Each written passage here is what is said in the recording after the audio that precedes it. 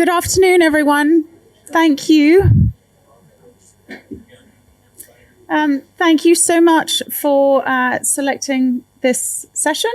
I know there are lots of really interesting sessions happening at this particular hour, so we really appreciate that you came to see ours. My name is Jessica Baillie. I'm the Director of Conservation Technology for the CI Africa Field Division.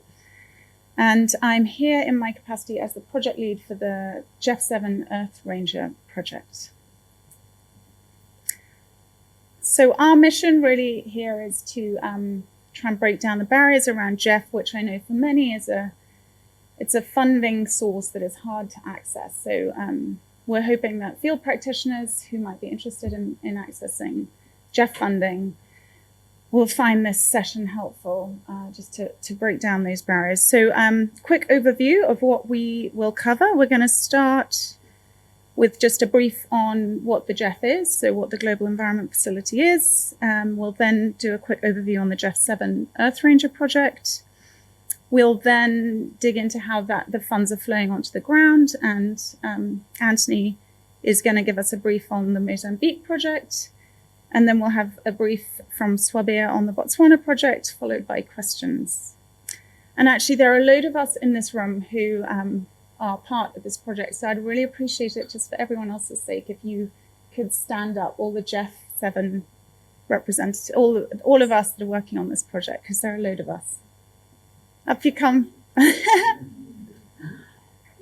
Thank you. Most of the room, it turns out. Almost. Good.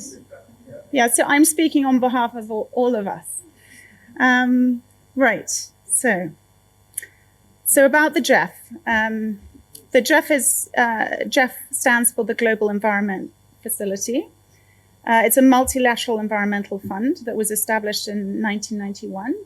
And on average, it distributes about $1 billion a year. It's the largest public funder for environmental issues on the planet. And it focuses its grants and blended finance on biodiversity, climate change, international waters, pollution, land and ocean health. So there's in GEF terms, and in the GEF has a language. In the GEF language, those are thematic areas, and the funds flow into developing countries primarily. So there are 184 countries who work in partnership with international institutions, civil society, and the private sector. And on the right here is a graph just showing the replenishment cycles for the GEF. So it's increased as the years have passed, and our most recent GEF 8 was the largest in history. Importantly, for this particular presentation, we're going to be focusing on GEF 7. For the GEF 7 EarthRanger project, but also GEF 8 for opportunities around funding field projects.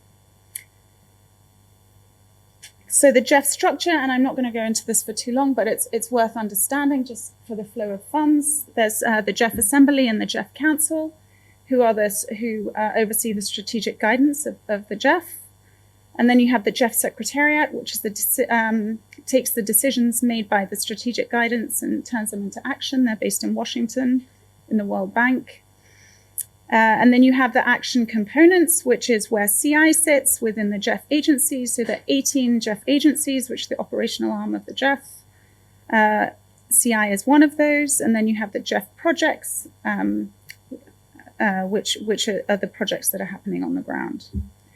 So GEF agencies, just a high-level piece on this, because it's significant in terms of how you access these funds.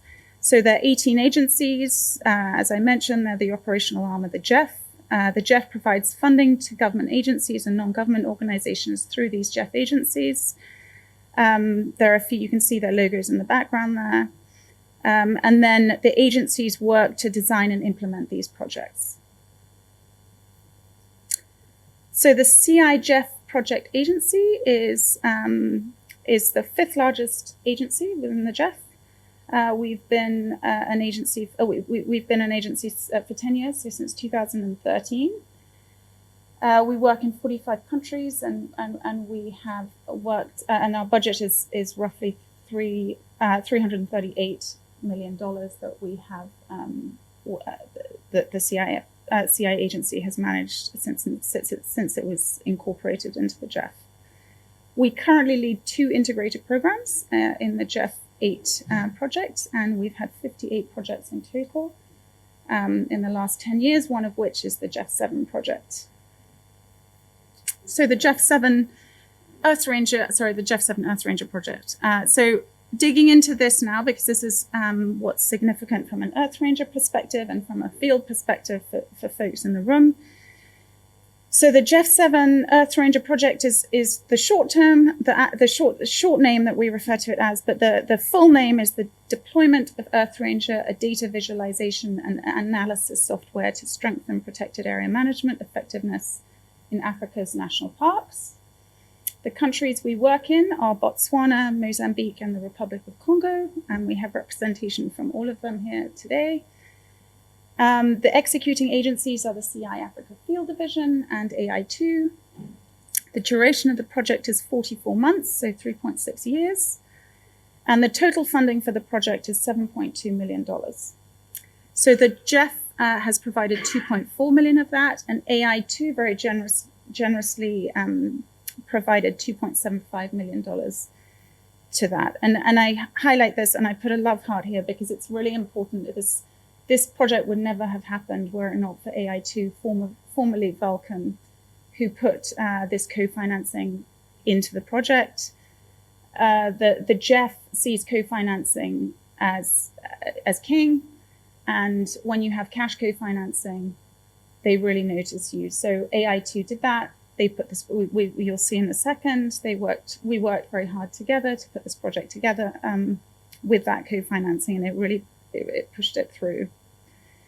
And then we had a lot of generous co-financing from our partners on the ground as well. So this is a map of the project sites. We have Mozambique, where we're working with ANAC and Peace Parks Foundation, and Mozambique's very unique in that it has this relatively long history of public-private partnerships managing their protected areas. And we're going to hear a little bit more from Antony on that in a few minutes. And then in Botswana, we are working with DWMP, also present here today, and 51 Degrees. And Swabir is going to be briefing you a little bit on the work there and how the money's actually being spent.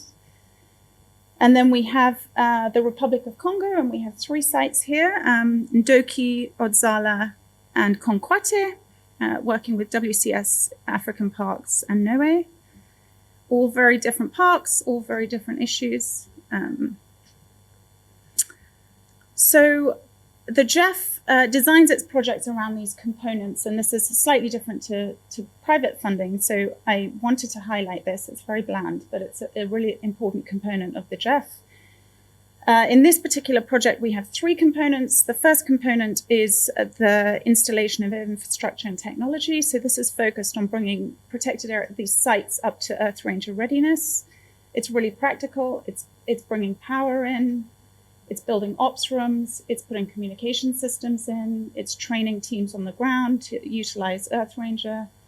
Very, very practical and made to really bring these sites to EarthRanger readiness. The second component is knowledge sharing and scaling, and that's essentially what we're doing here now, sharing lessons and scaling this work through public funding. And then the third is monitoring and evaluation, and anyone who's worked on the GEF project knows that there's significant time, funds allocated to monitoring impact on public funds.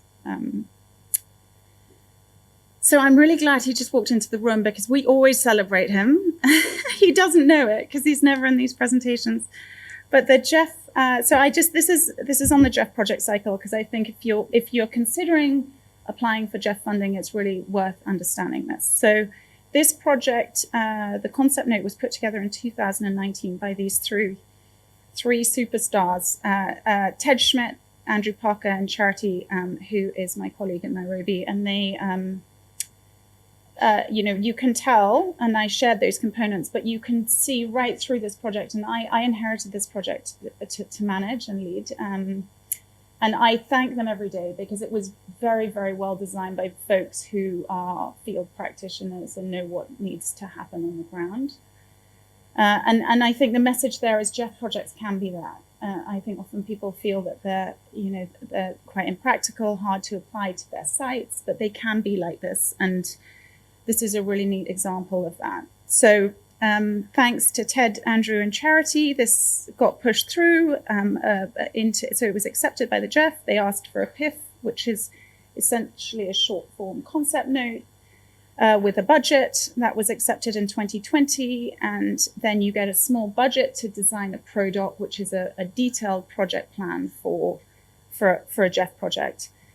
And by 2022, the agency approved the project, and we went into implementation in late 2022. And we're now in the execution phase. This is that GEF language I spoke to you about. This is terminology, it is a GEF language, but we're now in execution phase, and that runs from 2022 to 2026, and we're in the second quarter of the second year. We don't work by fiscal years, we work by GEF years as well. So now we are going to dig into how the money is actually having an impact, and our first presentation is on that is going to be from Antony. Thank you so much, Antony, for doing this. I'm going to hand over to you and just show you which arrows to push before I go. So just use that. Okay, no, fine, thanks. Yeah, thanks. So maybe just to start off, before I get into this, we've decided to, well, like most organizations, I'm sure, standardize. Every park must have a digital radio network, which requires a lot of investment, towers, technology. Then to have an operations control room, and that operations control room as far as feasible away from your head office, so you don't get interference, and you could start acting and implementing independently without disturbance. And then to if I can say man or woman, those control rooms with control room operators, and those operators must ideally not be rangers. Rangers are good guys on the feet and the ground, but they're not very structured. And we've got, is it Marta and Melissa here? Is that right? From Limpopo and Zanav. They are control room operators for Limpopo and Zanav. And we find women are generally better than men at this for some reason. I don't know why, but they're much more structured, much more orientated. And they control the ops room. The authority is still with your section ranger or your ranger running the patrol. But they're there just to provide uniformity, control, standardization, and provide information and structure and discipline. And found that works very well. Obviously, your system is EarthRanger, and we've converted from Smart to EarthRanger because EarthRanger is live, it's real time, and that's what we need in operations. Obviously, the Smart element and also the EarthRanger element in the background provides good basis. And then depending on the park, how far you go from that. So in Zanav, we've got rhinos, so there we've got LoRa, and you've got trackers in the rhino horn, etc. Other parks, you don't need that. But also then we connect up other technology. We've got car tracking all of our cars now, etc. So it's a lot of, and all the collars, etc. So a lot of information and EarthRanger using as the integrated model. But so that's our standard approach. Trying to remember what I had written here. So in Limpopo National Park, it's an expansion of the radio tower network. So you've got more cover throughout the park. Also distributing internet throughout the park now, because one of the challenges with if you have a carcass, you need to relay that information. You don't want to relay it over the radio. So we've now got internet locations located throughout the park, and that enables your car track to automatically upload, and your smart app for your if you find a carcass, it automatically downloads. But you've got to be within about 30 meters of that particular internet source. I'd still like it to be developed in future, that we can somehow get that the reports can be transmitted by LoRa. I believe it's possible, and we're going to speak to some smart parks to see if they can write something for us that as soon as you've got a report, you come across a carcass, it can code it into LoRa and send it off, that you got a real time. You don't have to wait for that radio to be back into internet connectivity. But obviously, with a digital radio, you've got immediate and real-time information. So updating, increasing a couple of towers, moving a couple of towers to get better coverage, building a new operations control room. The last 5 years have been in a tent, so putting into a proper building now, upgrading the radio network, getting more vehicle trackers going, etc., etc. So very standardizing, expanding. So the cost is just over $500,000, and a lot of that is building ops room towers. Towers are expensive. You got to build them in South Africa, import them, go install them in very remote locations, etc. Yeah, and then obviously a lot of training and standardization, and I'll talk a bit about the standardization a bit later on. It's kind of forced us into doing things and forcing us to do things faster as well, which is quite nice, because we're also implementing in Maputo National Park through a separate way, the same approach. Similarly with Zanav National Park, we've got a rhino sanctuary over here, so it's a bit of a focus over there. And with rhino, new fancy trackers in the horns, LoRa network associated with that, focus largely on alarms, so more reactive than proactive because of the regularity of the signal from the horns.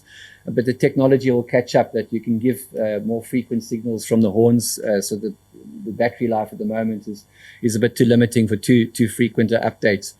Yeah, but extensions of masts, 5 new towers as part of phase 1. Part of phase 2, we'll probably look at putting in a tower in the west block over here. We didn't want to do it in phase 1. We just wanted to see how the first lot of towers sort out, where we've got gaps in the coverage, and then phase 2 we'll do next year is just to spread the coverage to the west block. We're about 7 years into the development of the park and just focusing on the east block now, just do what we can manage. The rhinos was a bit of a curveball. We didn't expect to get rhinos. We didn't plan to get rhinos, but we change a plan, and then suddenly everything gets dropped and you focus on the rhinos. So a lot of extra time spent on that, but for the good. But again, same thing. New towers, expanding the radio network, expanding your power supplies, etc. Yeah, so contract signed a little bit smaller because a little bit less complexity with the towers. Upgraded solar, the towers installation and integration, and also getting the LoRa network going. But that's another lot of technology and another very complicated discussion. Yeah, as mentioned earlier, really it's forcing us to standardize, having a consistent approach across all 4 parks. Unfortunately, with Mozambique, it still needs to be standardized across the country, and that. I think some NGO is going to need to come in and support ANAC with that and say, well, we're here to come and support you and standardize across the country, because every park is slightly different, which is not ideal. We've tried to copy what we're doing. We've gone to other parks to see what they're doing and doing at Niassa and Bazaruta and try to get the best of those elements. But ideally, it needs to be standardized nationally. It's not as good as the other countries.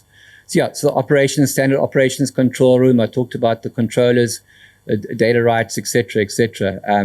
Yeah, getting the car trackers going, etc.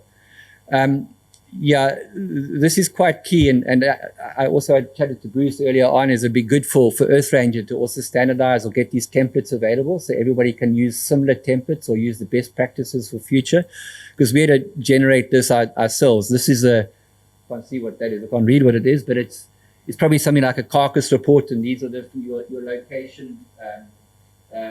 Yeah, just different details. What species? This wouldn't be a carcass, but let's take a carcass for example. It'll be your location, your species, if there's any indication of death, the age of the carcass, etc. So when you come across a sighting, these are the different events that we focused on now. So if a ranger comes across a sighting, you'll just click on, I want to do a carcass report. There's a carcass for other, and then you'll just enter these fields, and that's your report. It's automatically on your system. You've got the location, and then you've got all your reports in there, and the EarthRanger does the rest. So it's forced us into this process. We're still quite new into it, and still experimenting and learning, but extremely excited about it because you can see the benefit of it.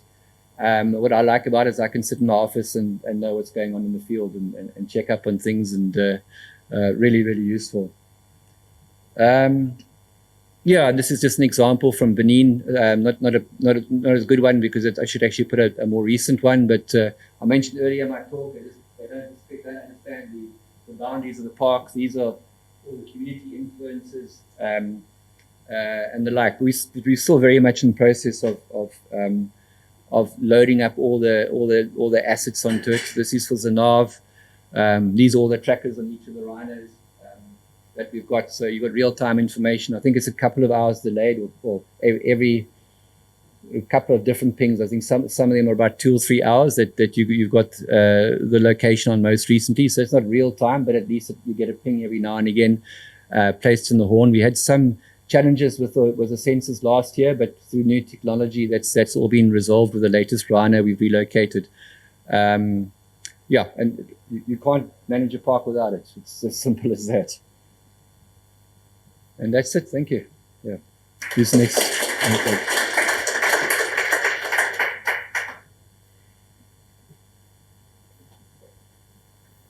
Oh, shoot.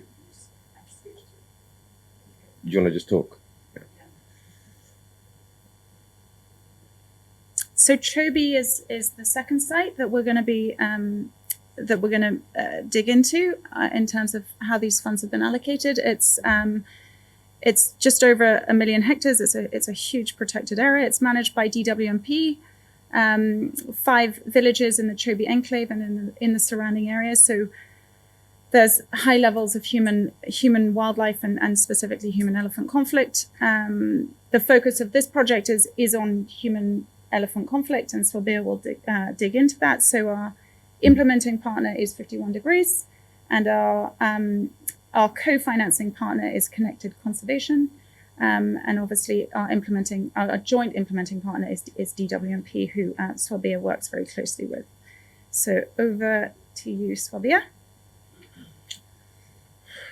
Hi everyone. For those of you who don't know me, I'm Swabir, Head of Technology Solutions for 51 Degrees. So I'm here to talk to you today about the Chobe National Park project that we've been working on for just shy of a year now, I think. Yeah, just shy of a year. So when we got there, the background to requirement, you can see Chobe is a huge expanse of land.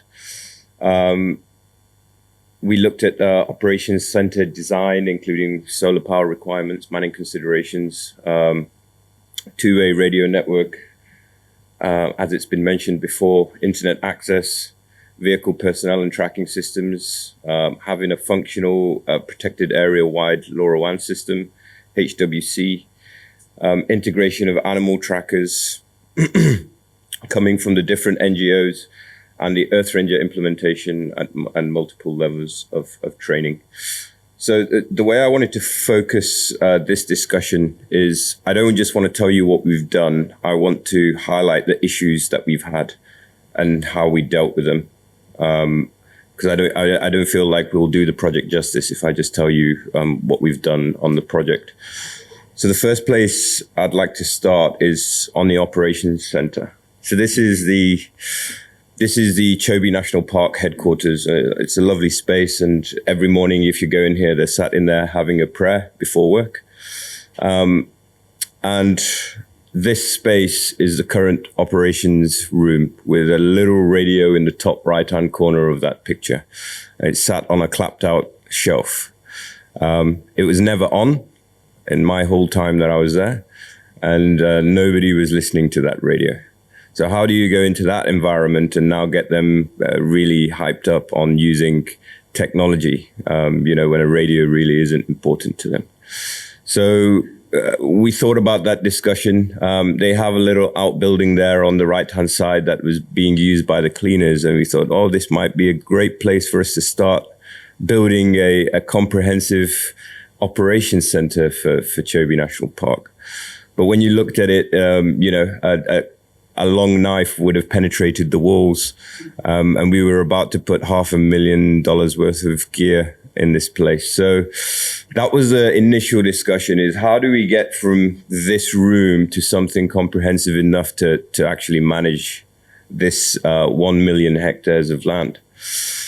So we moved into building a bespoke unit. So we had multiple conversations, and we finally landed on these two designs for an operations center, of which it would have a hybrid solar system of about 70 kilowatt hours, perimeter fence with access control and CCTV, container storage facility, outside seating areas, all fixtures and fittings and furniture, and unlimited internet access. So you can see that going from their one room with a radio in the corner, moving to a bespoke facility that is designed around the operation, was quite a big move for these guys. And it was not a small undertaking, and without the GEF 7 support and without the CI support as well, you know, they wouldn't have been able to achieve that. It's $160,000. You know, it's a lot of money for them just to build that center. So that's the first consideration, and you know, and I wanted to build the picture around getting there as well. And that's due to be delivered by April 2024, and we broke ground only last week. So looking forward to that taking place. Then the next really interesting conversation was communications. So as you see, they were using radios, but not really comprehensively. So they had a HF system, and then for those of you who've used HF, you know the complexities around HF, changing the antenna's heights for days and nights. You have collinear tuners. There's all different kinds of problems with HF, but they have a HF codon system. Again, none of them were really functioning well. And then they have a VHF system, and quite a comprehensive VHF system by all means. You know, they have 6 sites that were being used on the VHF radio network, and the system was in low functionality, so it wasn't functioning properly for them at all. Every repeater could only be used in a local capacity, and this was limiting their conversations or their activities to a point that nobody actually wants to use the VHF system anymore. They just use their mobile phone wherever they can. So these are the considerations and the problems that we were having. So we originally thought, hey, why don't we do a link system where we get the VHF and the HF to talk into one system and all of it reporting onto EarthRanger? Wouldn't that be something? So that was our original idea. And obviously, every original idea does not survive the first attack. And the estimated budget for this was $800,000 to get this off the ground, based on the quotes that we got from the suppliers. So we went into phase 1 of that original idea, and the phase 1 is to go to a ground recce. So we went to recce, and straight away you can see multiple problems here. The VHF system was not functional because there was people stealing solar panels, overgrowth. The buildings had been broken into and things had been stolen out of the buildings. So we'd reached a problem here where we thought, oh, actually, if we try and integrate these two systems and none of them is working well right now, we're going to be in an even bigger problem than we are right now. So we decided to use that money to better support the current system rather than bringing in another new system. Why don't we just rebuild the system that they have? So we invited the South African supplier up who installed this system nearly 10 years ago and said, hey, why don't we rebuild this system and what's it going to take? And we went on a 2,400 kilometer drive for a few days. And we managed to come up with a plan where we would now improve the current radio system with the newer technology and actually cover the whole of Chobe in VHF radio network. And that would get us to a point now where they would have a really well-functioning radio system across the whole of Chobe using one system that could be pointed into EarthRanger directly. And we felt that this was the better decision to make, and that's what we've gone ahead with. And that actually brought the budget down to around $400,000 on a single system upgrade. Okay, the next thing was LoRaWAN. So LoRaWAN for Chobe is centered around human-wildlife conflict. Actually, the whole EarthRanger program at Chobe is centered around human-wildlife conflict. So when we looked at the high-density elephant areas, you can see up there in the northeast corner is where the highest populations are. The little orange dots are elephant clusters. So you can see up in the northeast there is where the highest elephant populations are, and that's because they're moving up towards the river. So as they move up towards the river, they have to cross a number of settlements and inhabited areas.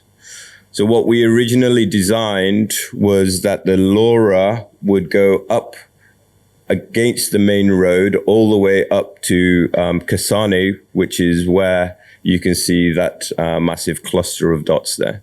So we would focus the LoRa around the inhabited areas, and hopefully the signal from the elephant would be picked up far enough away from the village for us to be reactive on that.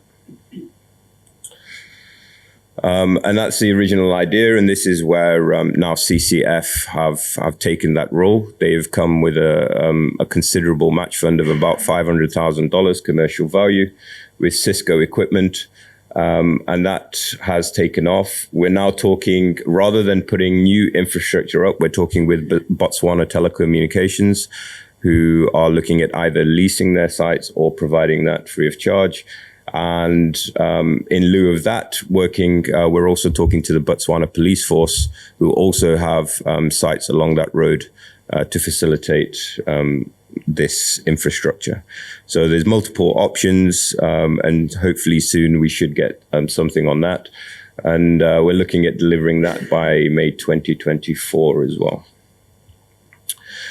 Then there's the EarthRanger site and build. So for Chobe, that has been quite a long process. We're currently getting there.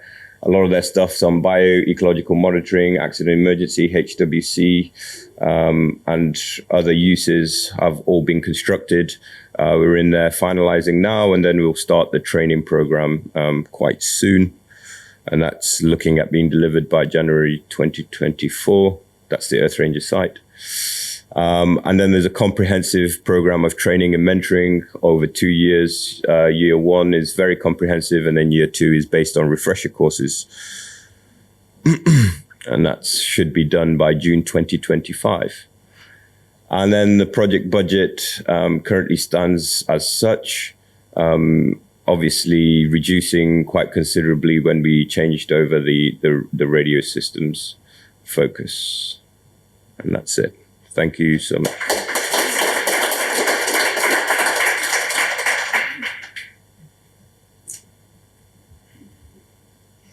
So we're really lucky because we have Doc in the audience here, and Connected Conservation, as Swabir mentioned, gave a very generous donation to this project and have really enabled us to build it significantly further than we had planned to initially. So Doc, as you're here, we'd love to hear from you on Connected Conservation and specifically this donation. Here this time. Okay. Thank you, Jekka. Can everybody hear me? Okay, so probably a lot of you asking questions, who's Connected Conservation? Whoops, sorry. So I thought what I'd do is just give you a little quick overview in terms of Connected Conservation, where we come from, and then quickly give you an overview in terms of Chobe and where we're involved. So Connected Conservation came about, I was in a technology company, and in 2015 I decided that it would be a really good idea for me, as my passion in conservation, to get involved in something called Connected Conservation. I think you might have all heard of the Internet of Things, hopefully. So it was all aligned to a technology company, and we partnered with a smallish company called Cisco. They only do about $60 billion odd dollars revenue, but they were very, very keen. We did a number of projects. Obviously, in terms of doing the Internet of Things, you're bringing people and technology together, and it was a great idea to put it into private reserves and national parks. The only problem with that is the communications in those areas, because they're quite way out sort of thing, and there's no internal comms. Anyway, we set about it. We formed a lot of partners along the way. I registered the Connected Conservation Foundation at the end of 2018. We've done a number of different projects with different partners, partners being Cisco, Dimension Data, which is a technology partner, Microsoft, EarthRanger, of course. And so we've done a tremendous amount of work around network interconnectivity using things like thermal cameras, communications products, of late satellite comms, and we're also working with Airbus, particularly on the satellite side. So it's been quite exciting for us. We also use EarthRanger in every single one of our projects, obviously bringing in the real-time data via remote access into EarthRanger, and providing equipment, obviously, for conservation. So that's a little bit about connected conservation. In terms of Chobe, we've been working on this for a little while, which is very, very exciting with us to partner with GEF as well and co-fund a lot of the project. Obviously, we're looking at LoRa gateways again, which we put into pretty much all our sites. We're looking at networking equipment, as well as survey equipment. That's all from Cisco. And then we're using services from Actility, which is the platform we're using. So it's a great opportunity for us. We're very, very excited about it. Hopefully, we can't wait for the sensors to monitor the elephant and the lion. And that's connected conservation and where we're coming from. Good.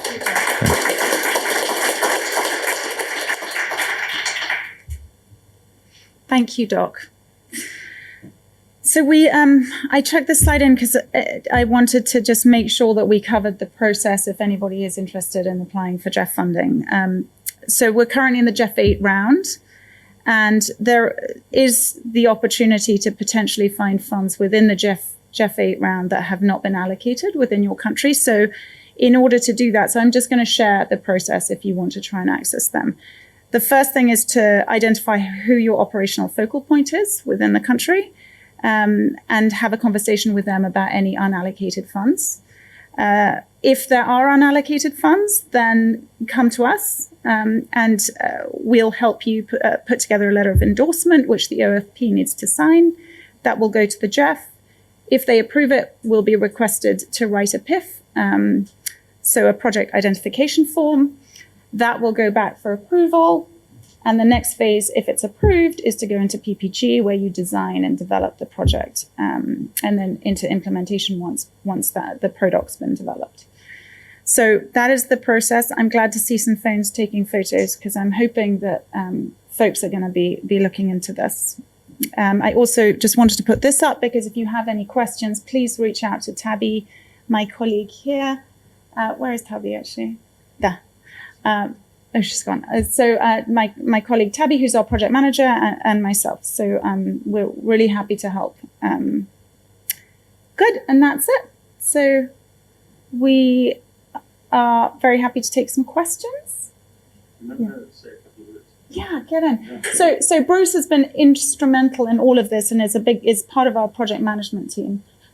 So yes. Thanks, Jake. Okay. I just wanted to add a couple of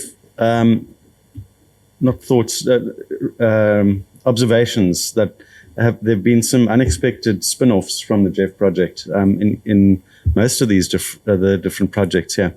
The first would probably be in Mozambique, where there's another fund, the Mosbio 2 program, that was also looking at funding EarthRanger projects, slightly different areas, and they didn't have that much structure. So we borrowed the ProDoc from the GEF 7 project and lent it to the Mosbio 2 guys, and they've used that as a template for the Mosbio 2 rollout, which Peace Parks is also benefiting from.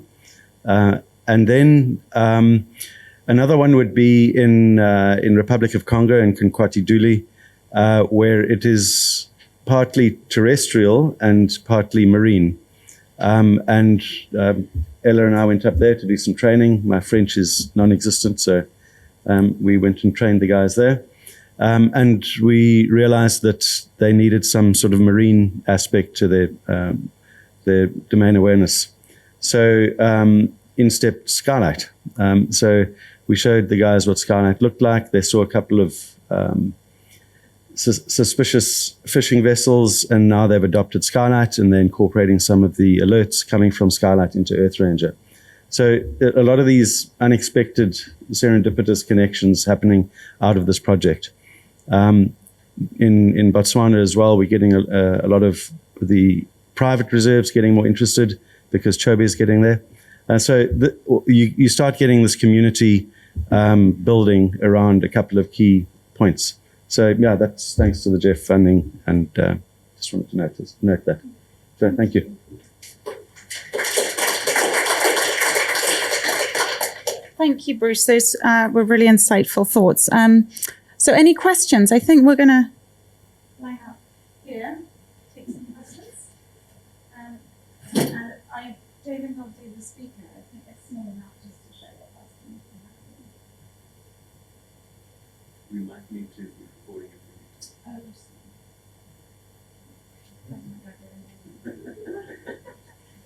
Maybe we answer it.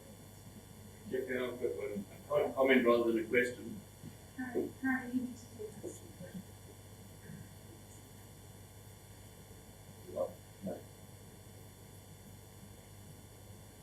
There we go. Just to flag that you mentioned the sort of leftover GEF funding and then applying for it.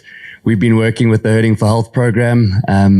Don't know if Anna's in the room, but we're integrating EarthRanger into the Herding for Health program on the outside of the protected areas. So I think you can also maybe try and leverage some of the GEF funding that's looking at the communities and because there's different pillars of it, but you might be able to bring it in still under EarthRanger, but maybe for outside the protected area. So just for anyone looking to apply, keep that in mind.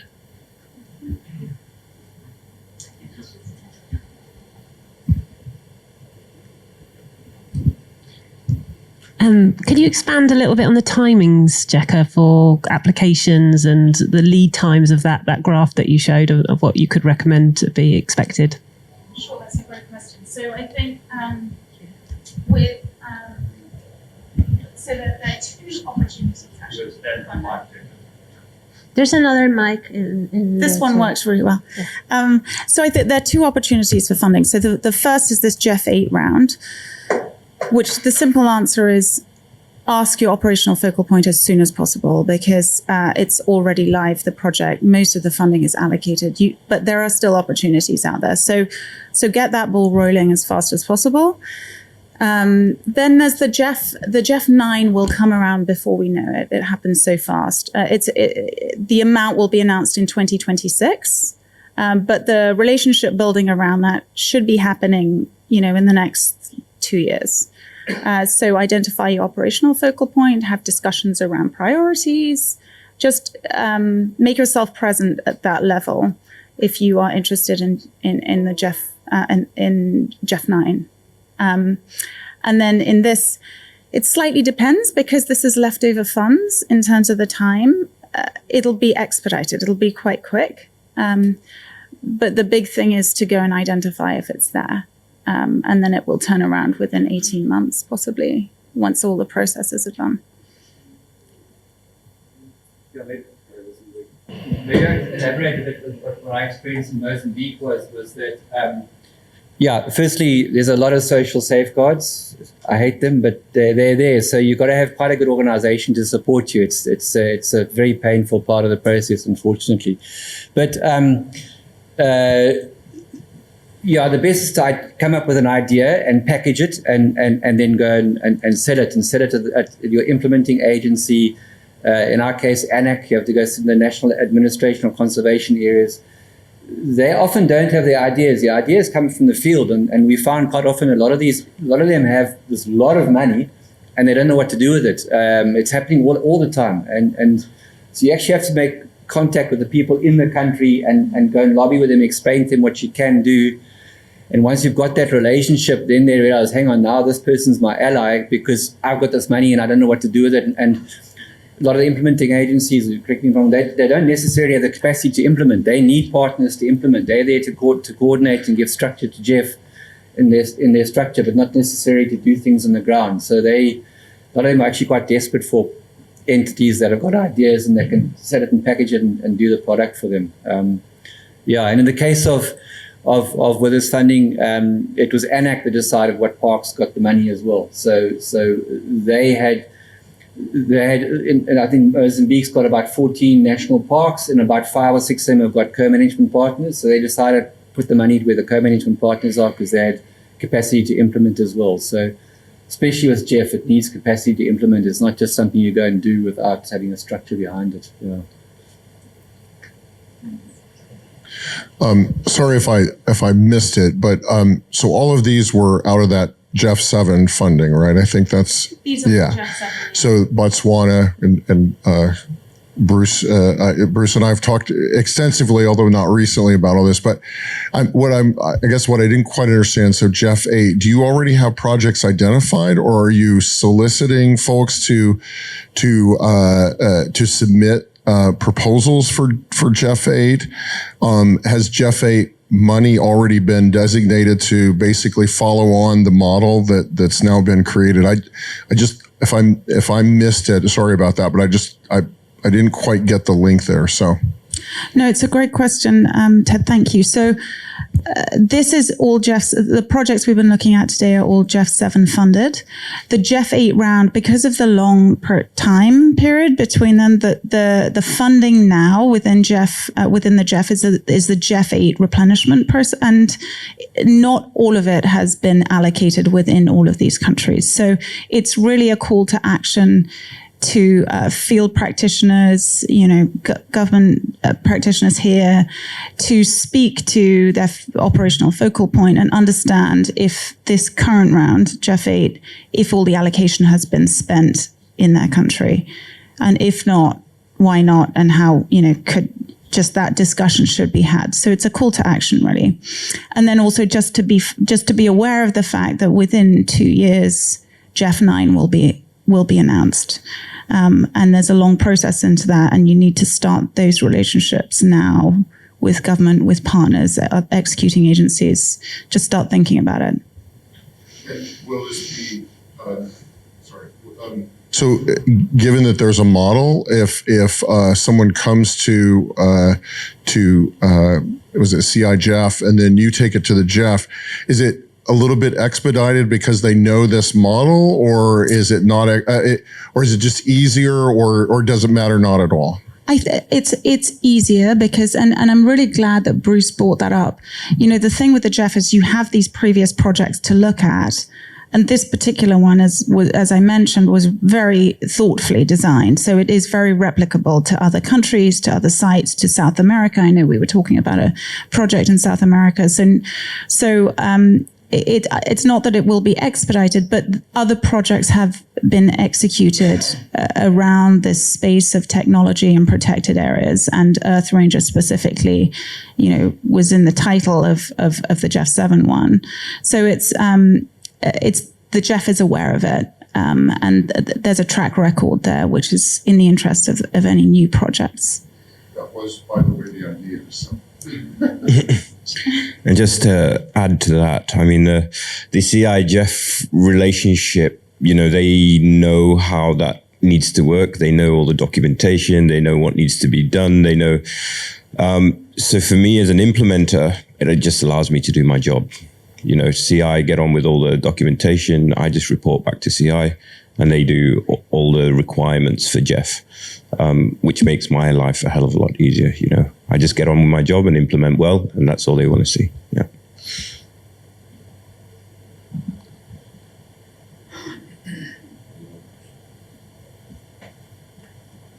Okay, well, thank you. After GEF 8.